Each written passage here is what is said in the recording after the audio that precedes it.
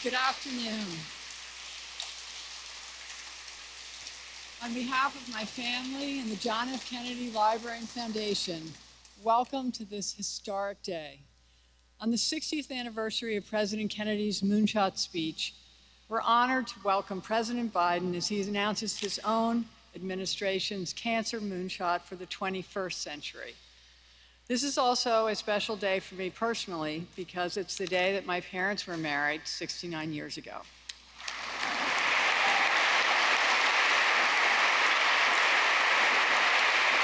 We're so happy to have Mayor Wu, Mayor Landrieu, Senator Markey, Administrator Becerra, Governor Baker, Secretary Walsh, and so many members of the Massachusetts delegation with us.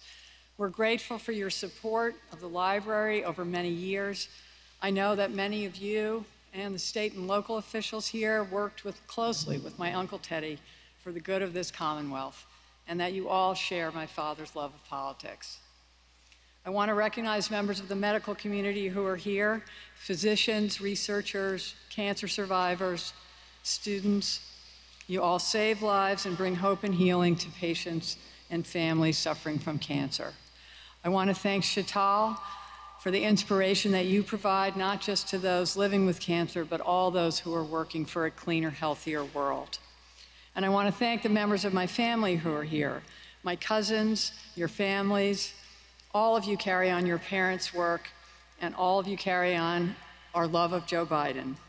And I especially want to thank my husband, Ed, my daughter, Tatiana, and my son, Jack, for being here, especially Jack, who welcomed us. He always shows up for this library and for me, no matter what, not just on the public days, but every day. I learned from Teddy that it's more fun to do things with family, so I'm grateful to Jack for always making this work fun.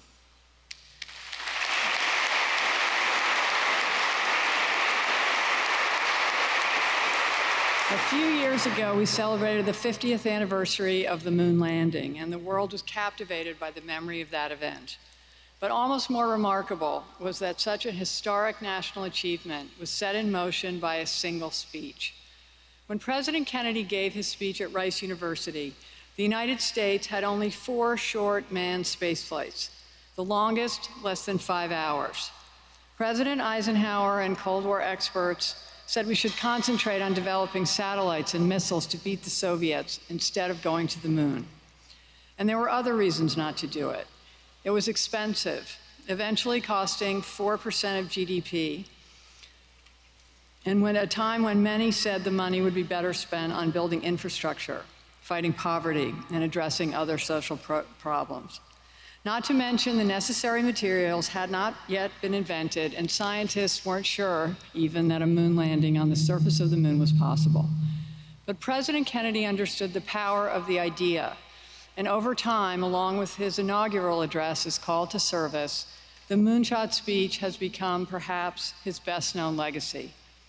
The vision, the purpose, the courage it embodied has inspired each generation to take on hard challenges and provides a metaphor to guide us as we face adversity in our own lives. My father believed that the effort to land on the moon would bring out the best in America, that everyone would contribute, that it would require invention, creativity, teamwork, commitment, and faith, and that the world would be different because of it. He didn't live to see it, but he set in motion an age of discovery and invention, of earth science and space exploration that has made America the leader of the world. As citizens, as colleagues, as friends, we can learn from his vision. It's up to each of us to set an example, to do hard things when we don't think we can, to believe in others when they take risks, to support them when it's tough, and never forget that together we can achieve great things. No one embodies that spirit more than President Joe Biden.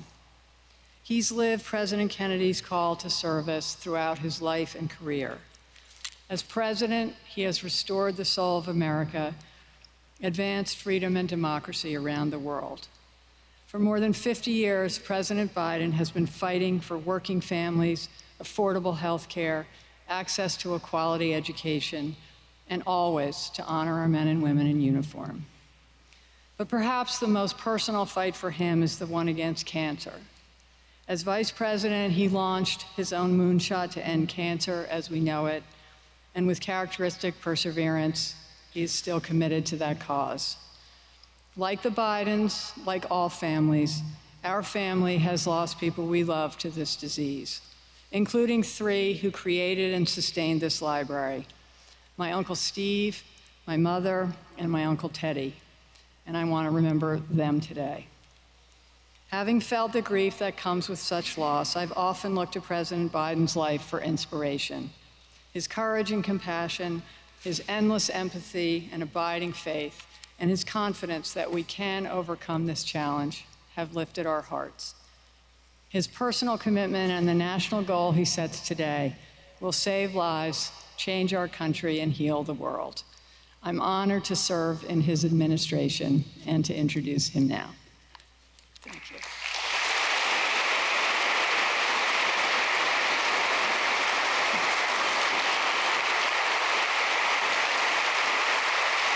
Thank you, Madam Ambassador.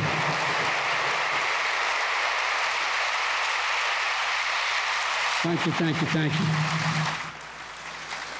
Thank you. Madam Ambassador Caroline, thank you for that introduction and for your enduring friendship. I was talking earlier about how your family had a very difficult time in my life when I first got to the Senate as a 29-year-old kid before I was sworn in, where I lost my wife and my daughter and my 2 boys who were so badly injured when struck by the tractor trailer. And your family was there for me. No, I really mean it. Your family was there for me. You may remember some of it, and I'll never forget it. They got me and my boys through an awful lot. I'm truly honored to be with you all and your incredible family. And Jack, I believe your generation is the best educated, most talented generation in our history. And that's the reason I'm so optimistic about the future, and that's not hyperbole. I mean it. You know, Chital, thank you for sharing your powerful story. And thank you, Mayor Wu, for the passport in this great city. And thank you to Health and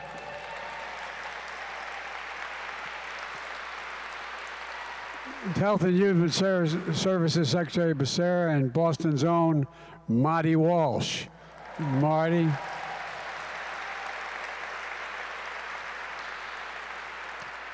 And thank you to the members of the Massachusetts delegation from the House, Representatives Presley, Lynch, Keating, and Jake, I should say, Auchincloss, and Laurie, thank you as well for being here.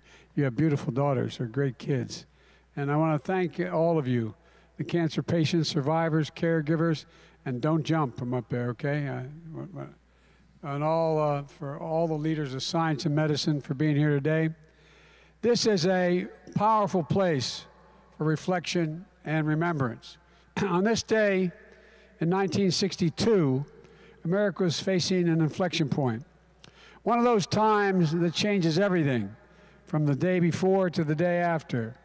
The shadow of world wars cast over a Cold War. The march on civil rights, urgent yet uncertain. And against all of that and more, America faced a choice to move forward or to move backwards, to build the future or obsess about the past, to be a nation of unity and hope and optimism, or a nation of division, violence, and hatred. At this inflection point, President Kennedy made a choice for the nation, thank God. On this day in 1962 at Rice University in Houston, he spoke about America's possibilities. I was asked by Xi Jinping, who I met with more than any other world leader in the Tibetan Plateau, and he turned to me and he said, "Can you define America for me?" And I said, yes, and I was sincere. I said, one word, possibilities. In America, we believe anything is possible. I mean it. And in choosing to go to the moon, President Kennedy said America was doing so, quote, not because it was easy, but because it was hard. Because the goal will serve to organize and measure the best of our energies and skills, because that challenge is one that we are willing to accept. One we're willing, not one we are unwilling to postpone, and one which we intend to win. Unwilling to postpone. President Kennedy, unwilling to postpone. President Kennedy set a goal to win the space race against Russia and advance science and technology for all of humanity. And when he set that goal, he established a national purpose that could rally the American people in a common cause. And he succeeded. Now, in our time, on the 60th anniversary of his clarion call, we face another inflection point. And together, we can choose to move forward with unity, hope, and optimism. And I believe we can usher in the same unwillingness to postpone, the same national purpose that will serve to organize and measure the best of our energies and skills to end cancer as we know it, and even cure cancers once and for all.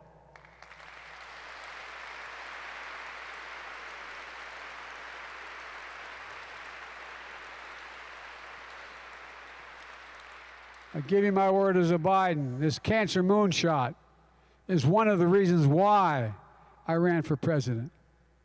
It's part of my unity agenda that I laid out in my State of the Union address to rally the American people to work together. Because we know this, cancer does not discriminate red and blue. It doesn't care if you're a Republican or a Democrat. Beating cancer is something we can do together, and that's why I'm here today.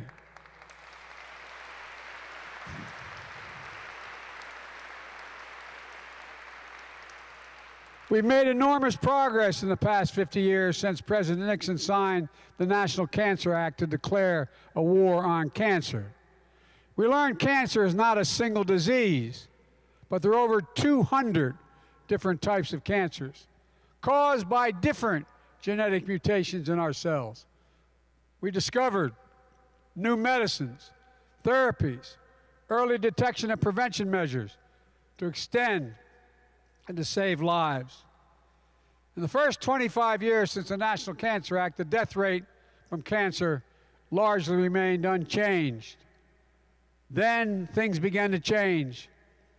With progress over the last 25 years, the death rate from cancer has fallen more than 25%. But despite the progress of lives extended, lives saved, cancer is still the #2 cause of death in America, second only to heart disease. For too many cancer patients and their families, instead of hope, there's bewilderment, the feeling of being on your own, frustration that hospitals said doctors can't easily share your medical records with other hospitals and doctors to help find answers, even when every minute counts. Having to advocate for even the most basic care and attention for your loved ones. The flood of information is a completely different language with few people available to help you decipher it. Having therapy that can work within reach, but is too expensive or insurance won't cover it. And so when President Obama asked me to launch a cancer moonshot, our goal was to bring an added urgency, a new urgency to the fight. And in my view, not unlike President Kennedy did, we harnessed federal resources to change the culture, increase cooperation, and break down the silos that exist. That included everything from making published results of federally funded cancer research more available to any patient, to any doctor, for free, instead of the firewall that had been set up. That included the recognition that for many cancer patients, it's hard to even know if there's a clinical trial that can help them, let alone how to enroll in one. So we launched trials.cancer.gov so everyone can find a clinical trial near them or across the country and the world, and they can gain access to these trials. I've traveled the country, brought together leaders in healthcare, technology, education, business, philanthropy. I visited many of the major cancer research centers in the world, and nowhere, no matter where I was or what the topic at hand, world leaders wanted to talk to me about our cancer moonshot. That's not hyperbole, that's a fact. For example, Pope Francis convened a major international conference on cell therapies at the Vatican and invited me to speak about our mission. And one of the final pieces of legislation President Obama signed into law was the bipartisan 21st Century Cures Act. It streamlined the Food and Drug Administration, the FDA, by creating an oncology center of excellence so new cancer treatments can be evaluated faster. It provided 7 years of new funding, including research on cancer therapies and the disparities, trial networks to discover new drugs, and new efforts in childhood cancer. As President of the United States Senate, I presided over the overwhelming bipartisan vote and watched my friend Mitch McConnell name the cancer provisions in that bill after my son Beau, who had lost his life to that disease just months earlier. And when we left office, Jill and I knew we had to keep going through, keep it up, so we initiated the Biden Cancer Initiative. We focused on turning the Moonshot into a movement, not just a shot, a movement, to create a cancer research and care system that most people think we already have, but they don't realize until they find they have cancer that we don't, but one that we deserve. And everywhere we'd go, people would share their stories, literally, in grocery stores, airports, rope lines. While we heard stories of loss and despair, the stories began to change to a feeling of real hope.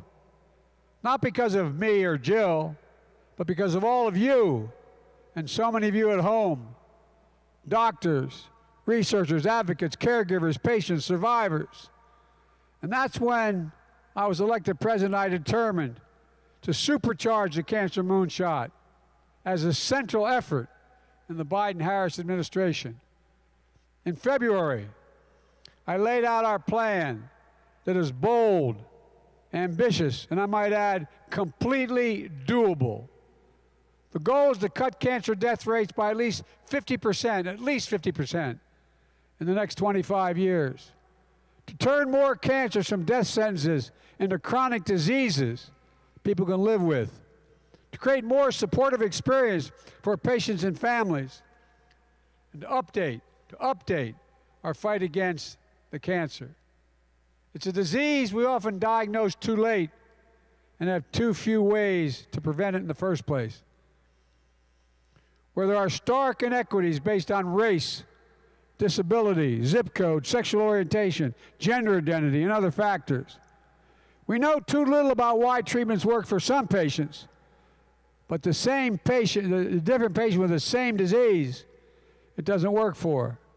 We still lack strategies for developing treatments for some cancers, like childhood cancers. We don't do enough to help patients and families navigate the cancer care system. We don't learn enough from their experience as patients. We don't share enough data and knowledge to bring the urgency we need to finding new answers. But for each of the ways we know cancer today, we know we can change the trajectory. For example, to prevent cancers, scientists are exploring whether mRNA vaccine technology that brought us safe and effective COVID-19 vaccines could be used to stop cancer cells when they first arise. To target the right treatments, we're learning more about how to use genetics, immune response, and other factors to tell which combinations of treatments are likely to work best for each individual. To address inequities, we can ensure prevention, detection, treatment, reach patients in urban, rural, suburban, and tribal communities so they have equal access to cancer diagnostics, therapeutics, and clinical trials. As part of the supercharged Moonshot, I'll use my authorities as president to increase funding to break log jams and to speed breakthroughs. I've also formed a new cancer cabinet that is driving a whole-of-government effort to unleash every possible asset within our power, from NASA, that knows more about radiation than any doctor does, to the Defense Department, that has the ability to calculate, and the Energy Department, do 1 billion calculations per second. Health and Human Services, Secretary Becerra plays a key role in the cancer cabinet, as does Marty Walsh, a childhood cancer survivor who is committed to helping Americans get time off for cancer screenings or care for a loved one.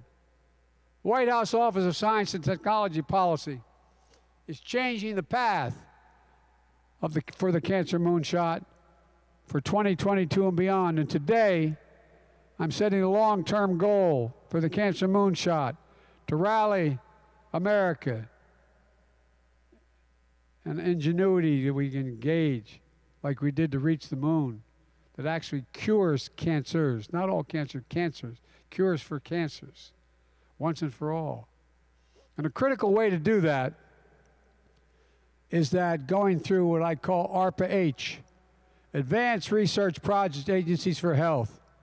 It's based on DARPA, the Defense Department's Advanced Research Projects Agency, that has helped lead to breakthroughs in technologies to protect our national security, like the internet, GPS, and so much more. ARPA-H will have the singular purpose to drive breakthroughs to prevent, detect, and treat diseases including cancer, Alzheimer's, diabetes, and other diseases, and enable us to live healthier lives. I call for ARPA-H in my campaign, and after being elected president, notwithstanding the fact that Democrats and Republicans allegedly don't talk to one another, Republicans, Independents, and Democrats in Congress came together and invested $1 billion initially to launch ARPA-H. Imagine the possibilities. Vaccines that could prevent cancer, like there is for HPV. Imagine molecular zip codes that could deliver drugs and gene therapy precisely to the right tissues. Imagine simple blood tests during an annual physical that could detect cancer early where the chances of a cure are best. Imagine getting a simple shot instead of a grueling chemo, or getting a pill from a local pharmacy instead of invasive treatments and long hospital stays. Imagine treatments beyond cancer, bold approaches to reduce maternal mortality and morbidity, something Vice President Harris is laser focused on. And imagine artificial retinas that could help blind people see. These are just a few of the ideas that illustrate the amazing potential of ARPA-H. When President Kennedy called for a moonshot, we didn't have all the tools and experience needed. With our Cancer Moonshot today, we do. And I'm pleased to announce my selection as the inaugural director of ARPA-H, Dr. Renee Wegerson, who is here today. Doctor, where are you? Stand up.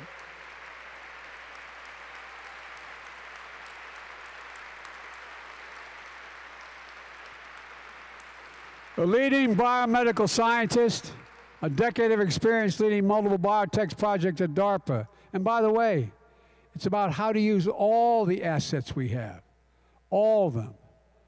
An entrepreneur in synthetic biology. She's going to bring the legendary DARPA attitude and culture and boldness and risk-taking to ARPA-H to fill a critical need. Discoveries that save lives, change lives, and often start in the lab bench. But then those basic research breakthroughs need to be tested, scaled, and brought to the clinic. This may require unusual partnerships. That may require support to get over many obstacles that exist. That's why ARPA-H is designed what it's designed to do, so the advances can reach all Americans sooner. I predict ARPA-H will emerge as a new and exciting member of America's biomedical ecosystem. But it's not enough to invent technologies that save lives. We need to manufacture advanced biotechnologies here in the United States. That's why today I signed an executive order that directs the federal government to ensure biotechnologies invented in the United States of America are made in the United States of America, whether they are for cancer treatments or anything else like next-generation fuels and materials. Today's action is going to ensure that America leads the world in biotechnology and biomanufacturing, creating jobs, reducing prices, strengthening supply chains so we don't have to rely on anywhere else in the world. Here in America will be made. And there's more that we're doing. The Inflation Reduction Act that I signed into law puts a $2,000 cap on the total prescription drug costs for any senior on Medicare, including cancer medicine. And for so many people, one of the first things they think about when they get a diagnosis, how am I going to pay for the treatment? Do we need to sell the house? Do we need to skip payments on the car? Can we afford to send the kids to college? The Inflation Reduction Act is a godsend. It's going to save people on one prostate cancer drug about $6,000 a year. Thousands of women are taking breast cancer treatments that will see about a $7,000 a year savings. But that's not all. When I led the Cancer Moonshot as vice president, one of the biggest issues I talked about was how federally funded cancer researchers were not sharing their results with their peers or the public because they wanted to have the answer. You all know it. As I mentioned earlier, we made federally funded cancer research more available to any patient, to any doctor, anywhere, for free. And today, as president, we're making sure that transparency applies to all federally funded science beyond just cancer. And this summer, I announced the new head of the National Cancer Institute, Boston's own Monica Bertinelli, excuse me. Monica, you can call me Bidden. And she's here today. Where are you, Monica? Stand up. Thank you.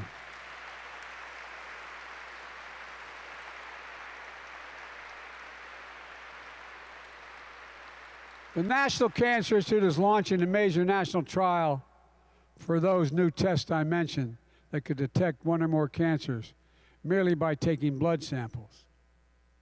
You know, if that's the case, these blood tests could lead to less invasive cancer detection tools that will save lives. We're also launching the first ever Cancer Moonshot Scholar Program to support a new generation of scientists from every background, from every part of the country, to launch their cutting-edge research and careers. But we need everyone to get in the game. That's why I'm also calling on the science and medical communities to bring the boldest thinking to this fight. I'm calling on the private sector to develop and test new treatments, make drugs more affordable, share more data and knowledge that can inform the public and benefit every company's research. And I'm respectfully calling on people living with cancer and caregivers and families to keep sharing their experience and pushing for progress. Go to whitehouse.gov/cancermoonshot. Share your ideas. So many of you have already made a difference. Last month, I signed the so-called PACT Act into law, one of the most significant laws helping veterans and their families impacted by toxic exposure, like burn pits that lead to cancer. It was veterans and their families, advocates and allies, who helped me get this bill to my desk. They never gave up. They never stopped. They slept on the Capitol steps. It matters. It's personal to all of us. So let me close with this. Caroline, I couldn't be here and not talk about your Uncle Teddy. He was one of my dearest friends. One of the things that brings us close as families is the dread of cancer that he and I both fought to the end and died months apart. After Bo passed, Vicki wrote me a letter about how, After Ted lost his older brother Joe, his father wrote to a friend who just lost his son. Caroline, your grandfather wrote, and I quote, "When one of your loved ones goes out of your life, you think of what he might have done with a few more years, and you wonder what you're going to do with the rest of yours. Then one day, because there's a world to be lived in, you find you are part of it, trying to accomplish something he did not have time enough to do. And perhaps that is the reason for it all. I hope so." End of quote. For so many of us, that's what we're trying to do. Live a life worthy of the loved ones we've lost, the loved ones we can save. With their hope and absolute courage, and with an unwillingness to postpone, and with a singular purpose for ourselves as a nation. President Kennedy said in this day 60 years ago, "We set sail on this new sea because there's new life-saving knowledge to be gained that must be used for progress of all people." End of quote. In our time today, that's our charge to keep, in my view. I know we can do this together because I know this: there's nothing beyond our capacity if we work together as the United States of America. God bless you all, and may God protect our troops. Thank you for listening.